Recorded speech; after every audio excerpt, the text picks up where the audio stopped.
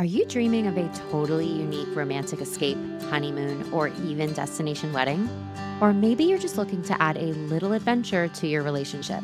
Let And Beyond turn those dreams into reality with luxury and sustainability. For over 30 years, And Beyond has been curating unforgettable experiences that leave the world a better place in destinations like Africa, Asia, South America, and even Antarctica. Whether it's a private safari in Botswana, stargazing from a treehouse in South Africa, or finding true peace at their stunning river lodge in Bhutan, And Beyond has got you covered. Their collection of lodges and camps offer unmatched privacy, untouched landscapes, and unparalleled romance. And here's the kicker. Honeymooners get 50% off one partner's And Beyond accommodation during their stay at selected luxurious properties in Africa, Asia, and South America. So whether you're celebrating a honeymoon, anniversary, or just want a wildly romantic getaway, And Beyond delivers romance with a positive, sustainable impact at every turn.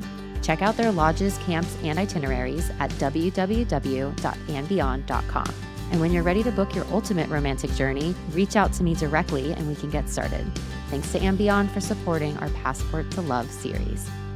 Are you tired of the same old dating scene in your local area? Do dating apps leave you more frustrated than fulfilled? And what about those magical travel romances? Why do they seem to happen so effortlessly? What if I told you the secret to falling in love is off the apps and into the wide expanse of the world? This month, we're bringing you our Passport to Love series, an exciting collection of stories from around the globe where travelers found love in the most unexpected places. Stay tuned. Love and adventure awaits. Hi, I'm Kelly Tolliday, founder of Transform with Travel, and your trusted guide to life-changing adventures. Here, we help you dream big, plan smarter, and embark on your next journey without stress or overwhelm.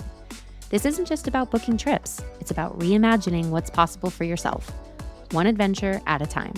Today, we're bringing you one step closer to your greatest travel dreams. So buckle up because we are about to take off.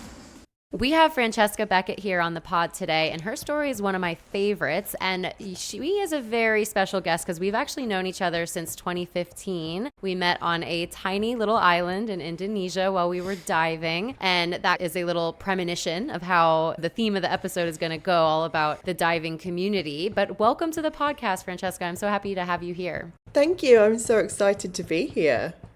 Awesome. So I'd love for you to start. Where were you in your life before you met your partner? I'd love to give a little bit of a backstory, maybe the lead up into meeting him. So I met my partner, spoiler alert, husband, in 2013. So I had been living in London for I think about 2 years before I moved to Australia. I'd graduated into the recession, the global financial recession, as many people our age will remember. The job market was tough. I just got this job where I was designing offices for people with very expensive Swedish furniture. Was really unhappy, didn't really know what I wanted from life at all.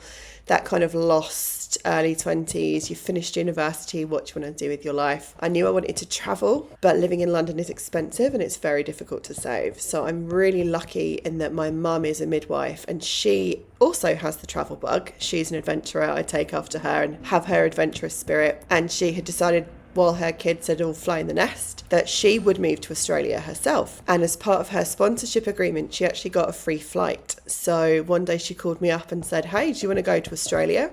So I flew to Australia with her and was having an amazing time traveling around, really enjoying being single. I really genuinely loved being single. I had no desire to find somebody, no desire to settle down. And I had lived all around Australia. I'd lived in Cairns, Bowen, Byron Bay, Sydney and Melbourne. But my favourite place was Cairns in tropical North Queensland. It's absolutely beautiful. And I'm a scuba diver. And of course, it's the gateway to the Great Barrier Reef. Absolutely gorgeous. So I thought, I'll go back to Cairns before my visa expires, and then I was going to go to New Zealand and then eventually on to Southeast Asia to do my dive master and dive instructor. So meeting somebody, not part of the plan. Not on the radar. Not on the radar at all. So I went back to Cairns thinking I'm going to really enjoy my last few months. And I'd made some friends on the dive boats there when I'd previously lived there a few months prior, and went on a night out and met this guy. And he just blew my socks off. And the next day I met up with my friend and I said to her, this is going to sound crazy, but I have just met somebody that's going to be really, really significant in my life. I didn't say he's the man I'm going to marry, because that's not the type of person that I was. But I just knew that he was going to play a really important role in my life somehow. I was correct. We moved in together after 6 weeks. We said I love you after a month. We got engaged after a year. And I can't explain it, but I met him, and when people say you know, I just knew. So it did blow all of my carefully curated travel plans out of the water, because meeting someone and falling in love was not on the cards, but I wouldn't change any of it for the world. Wow. And so when you met him on that night out, what was kind of going through your head at the time when you first saw him? What were kind of your first few thoughts? How did that even, like, the contact with him? Did you go up to him? Did he come up to you? Like, let's get some of the details. So I technically met him across 2 nights. So our friend Lucy, who was my really good friend, and then he actually stole her, and she became such good friends with him that she was a groom's chick at our wedding. So he actually stole my friend. But that's all right. We both love her. I knew her and she was mutual friends, and we bumped into each other, and I'd been out on the reef that day. So if anyone has ever done a boat trip where you're kind of snorkeling in the water, I was no makeup. I have naturally curly hair. So my hair was like poofy. At the time it was white blonde. I bleached it. And he said that he'd never met anybody with hair like mine before. That's a good first compliment. It's so good. He didn't say it to me. He's quite shy unless he's had a few drinks, so he didn't say that to me directly. And I chatted to him for a bit, and he was actually sat with a girl friend who I thought they were a couple. So I kind of didn't make a move or anything. But afterwards I said to my friend, oh, that South African dive instructor was hot. Because this was before I could distinguish between South African, Kiwi and Australian accents. It takes a little bit of time. From South Africa. It is now. I know now. I'm kind of an expert, but at the time it was quite tricky. So I went away, didn't think anything of it, and then bumped into him the week later. There's a big. You'll know this because you're married to an Australian. There's a state of origin. Mm-hmm. Which is 3 big rugby matches that are in Australia Rugby League. And it was the State of Origin final, and I'd gone out, and, you know, we were both in our mid-20s, we're both in a backpacker town. We had both, shall we say, lined up different people for the night. Trying to say that as delicately as possible, just in case my parents listen to this episode. And I walked past him. I think I'd gone out to the loo or something. I'd walked past him, and I literally clocked him. And he said that I basically just walked up to him and basically got a shepherd's crook, metaphorically, and just hooked him in. Oh my God, I love it. And that was that. And we were in a nightclub called Gilligan's, which is quite a famous backpacker nightclub. Mm-hmm. Kelly's nodding. She knows. If anyone's backpacked the East Coast, they have been to Gilligan's. And there's a big tree outside. So we had our first kiss by that tree. And we had joint stag and hen parties before we got married. And we all went out to Gilligan's and we recreated our first kiss by this big tree that's kind of growing up through the building. So that's the very, very romantic story. It's a tale as old as time. Backpacker, dive instructor, nightclub. I mean, Sam and I met on a pub crawl in Dublin, so it's just as romantic. Exactly. It's great meet cute. So you guys had met, you had your first kiss under the tree at Gilligan's. That should be like their claim to fame now. So you continued to live in Cairns, or how did the relationship progress from there? Because you are from England, but you're living in Australia, and he's from New Zealand, correct? And then he was also living as a dive instructor in New Zealand. So there's a couple different nationalities getting mixed in the mix, and visas and all that. So how did that pan out for you guys? I know you said that you moved in after 6 weeks and then you got married within a year, I believe. So talk us through how that worked, because it's always nice to have that romantic rush in the beginning, and then it's like, oh, what are the logistics of us staying together? So yeah, we had quite a lot of really tricky logistics early on in our relationship with visas and things like that because we were both living in a country that we weren't citizens of. But thankfully at the time you were able to apply for a partnership visa when you were in Australia with a New Zealand citizen, but it didn't give you permanent residency. You could only get temporary residency. But we were really lucky in that because it was a lesser visa, you didn't have to have been together for as long as if you were applying for a permanent residency visa, which was great.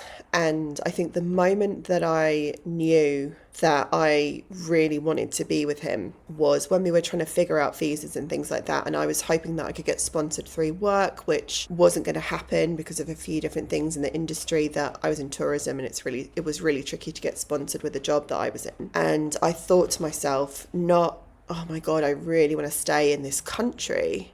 But I thought to myself, oh my God, I will do anything to be able to stay with this person. And I realised that that was the driving force behind everything that I wanted to do and all of the difficulties. So we moved very, very quickly in our relationship, which was quite a surprise to everybody that knows the both of us. When we were applying for our visas, you have to get supporting statements from people in your life about your relationship. And my dad actually used the phrase former committed singleton, like I'm Bridget Jones.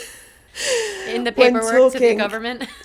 In the paperwork to the government, because everyone was so surprised that this person who I was, like I said, very happy being single, loved being single, didn't want to get married, didn't want to have kids, that changed. I all of a sudden met this person and it was just like a complete 180 on everything I'd wanted to do and the certainty that we felt. So he said, I love you after 4 weeks. Quite a cute thing that we did before we said the big word was I like you with a capital L. Oh, that's cute. Because we knew we were working towards it, but we just weren't quite there. And then I think we whispered it to each other at kind of 2:00 in the morning in the middle of the night. And we moved in together after 6 weeks. And on our anniversary, he proposed. And I said yes. We had quite a long engagement because living in different countries from people. So we were together for 3 years before we got married. But with the visa, we had to make a decision that we were in it for the long haul because it's really complicated, it's expensive, it's stressful. But we just both knew that it was going to be absolutely worth it because we'd found our people, and 11 and a half years later we're still completely in love with one another. So I guess we were right, we knew. I love that. And so with your relationship, like you met him, you fell in love, you knew you were going to move mountains to be together, and you were going through all of this visa paperwork with him to stay in Australia because he was employed as a dive instructor in Cairns, correct? Mm-hmm. Correct. Then you decide at some stage to move to where you are now, which is in Nelson, New Zealand. Absolutely. So, or actually you were in Queenstown first because Sam and I, my husband and I, met you and your husband in Queenstown and had a little adventure together, which is actually one of my all-time favorite memories I've ever had traveling ever. We had so much fun. But you guys did decide to take the leap from Australia back to New Zealand, which is where he's from. So can you talk a little bit about that decision as a relationship? Absolutely. So the visa that I was on was a temporary residence visa, and we knew that we could stay in Australia, and we loved living in Australia. We loved living in Cairns, but we wanted more security than a temporary residence visa could allow. I couldn't even get a phone contract. I would never have been able to buy a house, things like that. I'd also always wanted to move to New Zealand. Of course, my plan, before Mikey ruined all of my travel plans by making me fall in love with him, I was going to go and live in New Zealand. I know, what a bastard. I do joke about that regularly with him, that he ruined my life, but he didn't really. You can only joke about it because it's not true. I said to him, hey, let's go and live in New Zealand and see if we like it. And it also meant that I was able to apply for residency and then eventually get citizenship because we knew that we wanted children. And I felt quite nervous about living in Australia where our children would be citizens, but I didn't have a permanent right to stay. Mm-hmm. And they could change the visa rules. They can change what visas you're allowed to apply for. So basically moved to New Zealand because one, I wanted to live in New Zealand, and I mean, we're still here, we love it, but it also gave us much, much more security going forward when we wanted to think about starting to have a family. Yeah. And so you moved from Cairns, which is tropical, it's hot, it's humid, it's diving every day, it's you're in bathing suits and flip-flops, right? And now you move to the South Island, New Zealand, which is not the case. What kind of transition was that for both of you? And also Mikey's job was around diving. How was that transition into kind of finding a new passion for himself, and you as well, I guess, finding new work and getting your footing? So I really struggled with the transition with the weather. I am solar powered. I hate winter. I get seasonal affective disorder. So we moved in December thinking that it would be a nice, smooth transition weather-wise, we'd come into winter. And we arrived in New Zealand to the coldest winter in absolutely ages. It was really not warm when we got here for Christmas. We were wearing jumpers. I had no cold clothes. I'd been living in the tropics for 5 years. My wardrobe was dresses that you can chuck on the top of a bikini and flip-flops. Like, I hadn't worn proper shoes for half a decade. So it was quite the transition. So Mikey had been working as a dive instructor at that point for quite a few years. But there is a bit of a joke, which is, what's the difference between a large pizza and a dive instructor? A large pizza can feed a family. Oh my God. As someone in the dive community, I feel that. It is a job that you do in your 20s and you don't mind about long hours and terrible pay. So he'd known for a while that he wanted to transition out. And before we'd moved over, he'd been working as a second mate on a liveaboard dive boat because he's really good with kind of engines and engineering. So when we came over, he got a job in Queenstown, which is why we moved there, actually as a concrete truck driver, because before he decided to train and become a dive instructor, he'd been working as a driver. So we're very, very different. I went to university, he left school at 15. So he worked as a driver and then he actually went to Cairns on holiday and did a liveaboard and said, this is what I want to do. Went back home to New Zealand, sold his house, uprooted his whole life and moved to the Coromandel, which is in the North Island of Australia. Absolutely beautiful, and trained and became a dive instructor and then moved to Australia. So he kind of went back to what he was doing before he got into diving, and I was working as a freelance social media manager, so working from home. But I really, really struggled with the move to Queenstown. Queenstown is the most beautiful place I have ever, or probably will ever live. And it is one of those places that you visit on holiday and you go, oh my God, imagine if we lived here. Like, imagine if we lived here.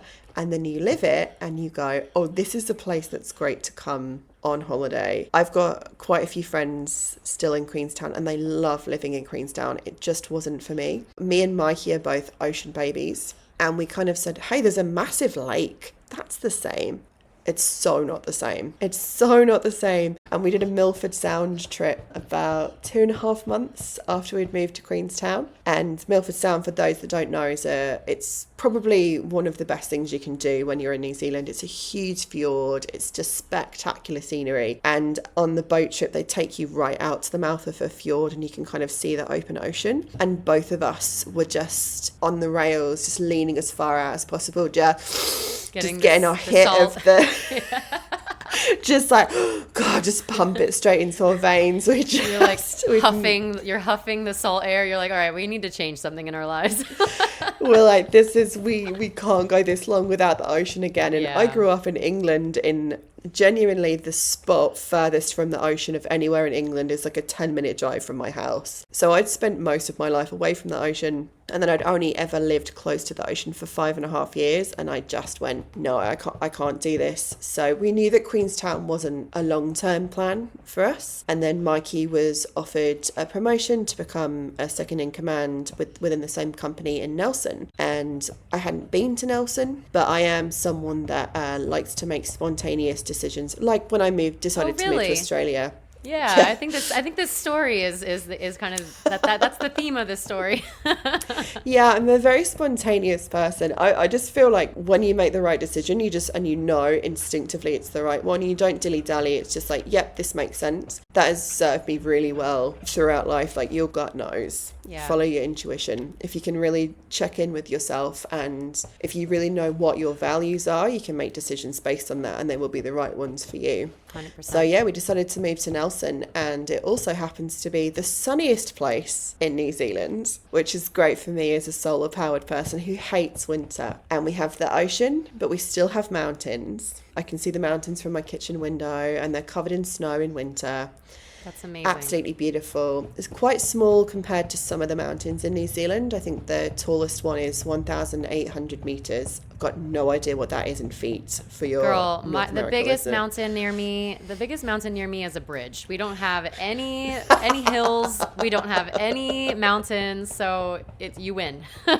Well, that's awesome. I love that for you guys. So one thing that you mentioned, and one thing I just want to highlight here, but you mentioned that you went to university and you finished your degree, and Mikey dropped out of high school at 15 and he went into mechanics. And those are some pretty drastic life experiences, as well as, I guess, values at the time when you're deciding what you're going to do with your life. And then you fall in love off of this like instantaneous love and first sight, and it's this rush of emotions and it kind of takes over. How did you find that there's a little bit of dissonance between like, oh my gosh, we love each other, and then it's like, wait, we've had drastically different lives? Like, how did you find that play out in your relationship? Do you know what? It really wasn't an issue at all, because it made me really reevaluate a lot of the things that I thought were important. So I was, oh my God, when I think back to who I was in my early 20s, when I lived in London, I would not go on a date with someone that didn't have a university degree. And when I think back to that attitude, it makes me cringe. And I almost don't want to say it out loud in a public podcast, because I just think, why? I don't know what I equated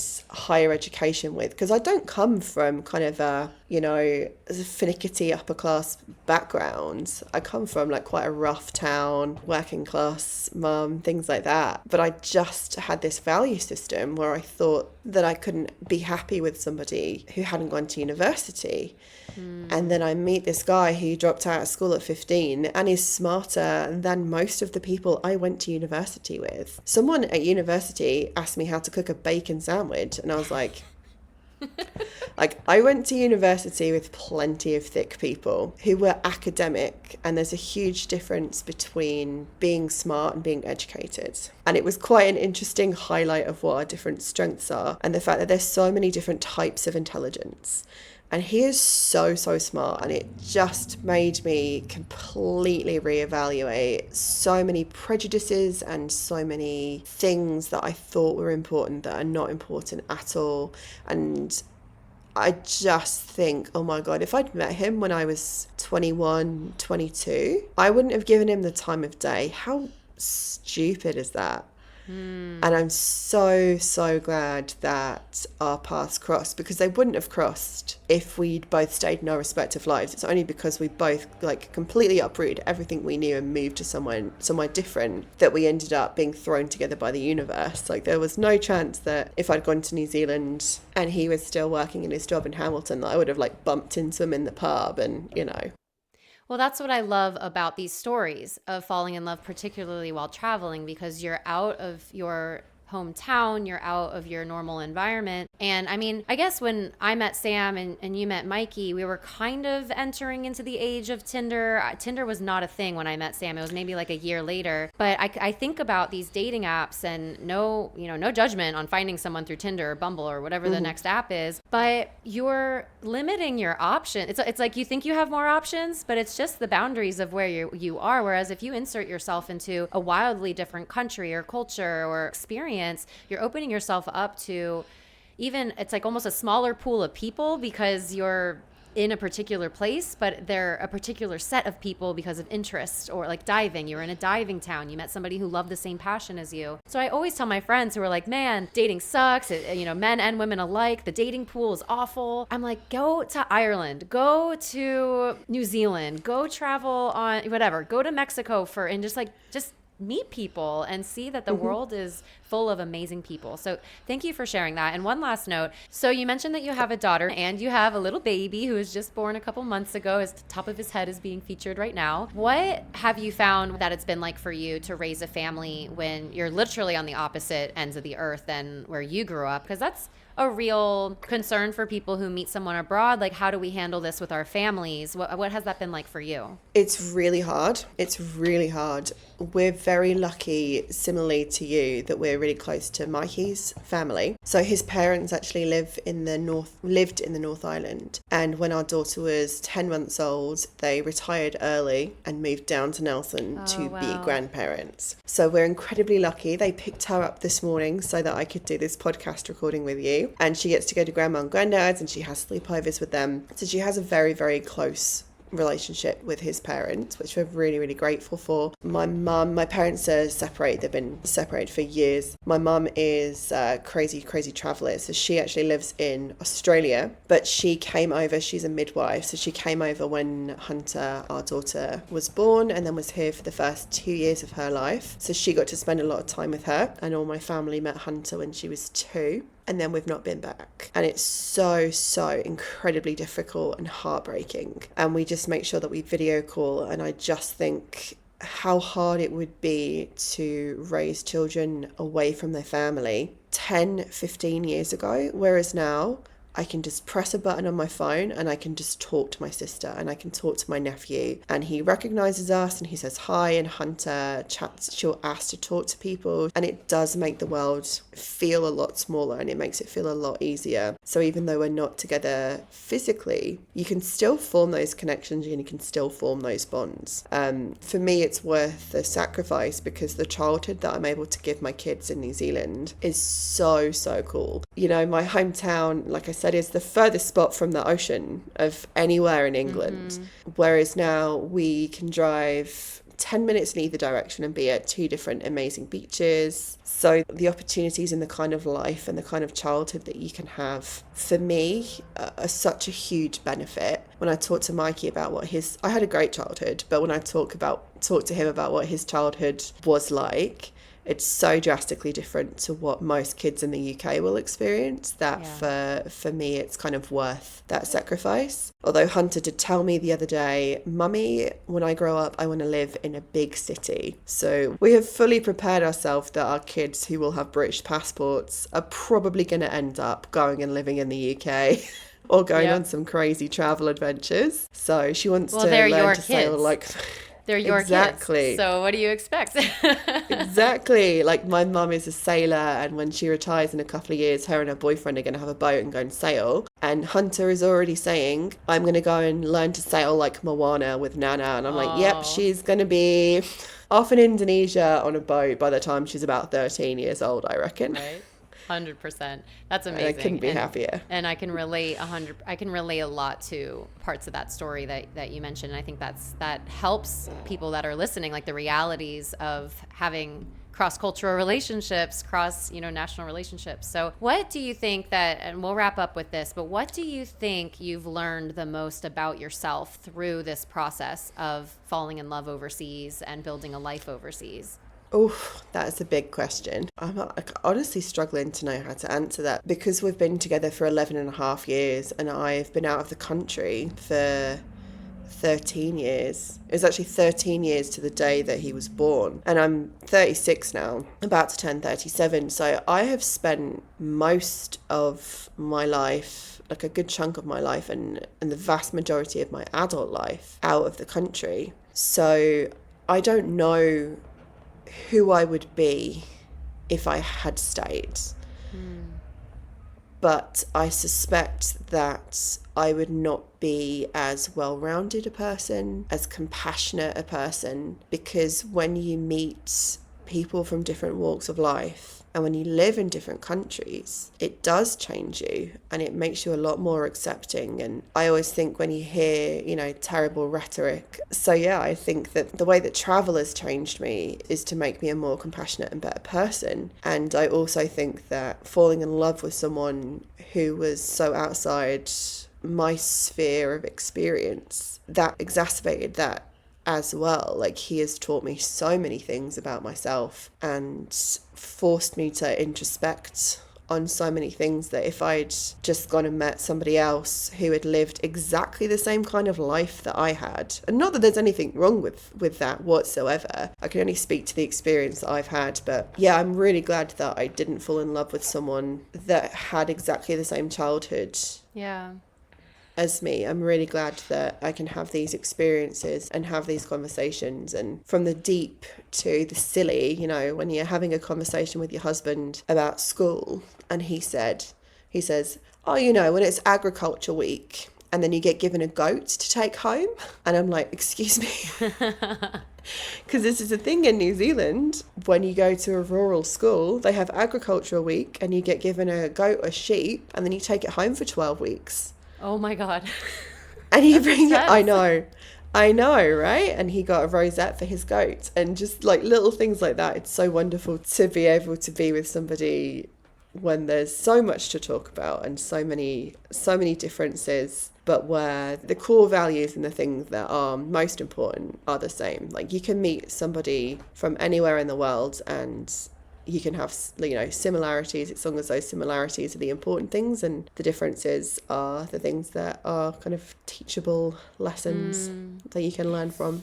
Yeah, it sounds like what I'm hearing is this process, this relationship has just totally expanded your worldview, even after having traveled so much. And I think that's what allowing love into your life can do, and especially with a different culture or a different passport or whatever it might be. I think it's such a profound personal development journey, and doing it alongside with somebody you love is even more powerful. So thank you, Francesca, for sharing your story. For people that want to connect with you, what's the best way for them to say hi online?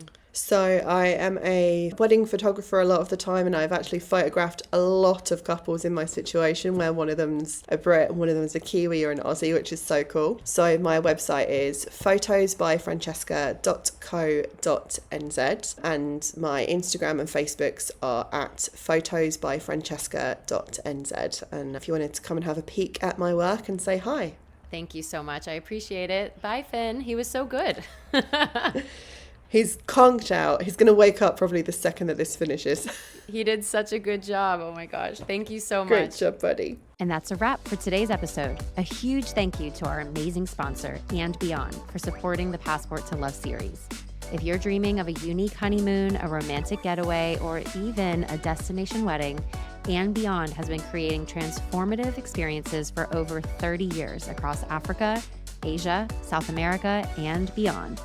Visit andbeyond.com for more information, and stay tuned for the next episode in our Passport to Love series.